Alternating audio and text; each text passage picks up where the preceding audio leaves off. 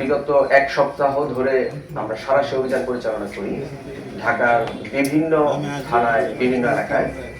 সেখান থেকে আমরা কোনো একটি বাসা থেকেই পাওয়া গেছে ৫১,০০০ সিম। বাংলাদেশে ব্যবহৃত বিভিন্ন মোবাইল কোম্পানির সিম ৫১,০০০। টোটাল আমরা ৫১,২৫১টি সিম উদ্ধার করি। আমরা ২১টি ভিওআইপি জিএসএম গেটওয়ে, এটা একটা মেশিন যেটার মধ্যে অনেকগুলো সিম ইনসার্ট করা থাকে, এর মাধ্যমে সার্বক্ষণিক এই ক্রিপ্টোকারেন্সির মাধ্যমে আমাদের টাকাগুলা প্রতারণা হচ্ছে। আমাদের সাধারণ মানুষ এই এই এই মেশিনটির মাধ্যমে আসলে প্রতারিত হচ্ছে।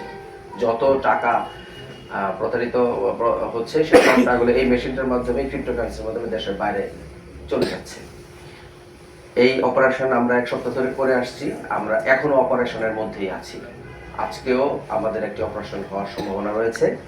এই টোটাল অপারেশন করে আমরা 5টি ল্যাপটপ, ৫১,২৫১টি সিম, বিভিন্ন ব্র্যান্ডের প্রায় 50টির মতো মোবাইল, 47টি মোবাইল এবং 2টি সিপিইউ আমরা উদ্ধার করতে পেরেছি এবং দেশি বিদেশি আমরা 8 জন নাগরিককে গ্রেফতার করেছি।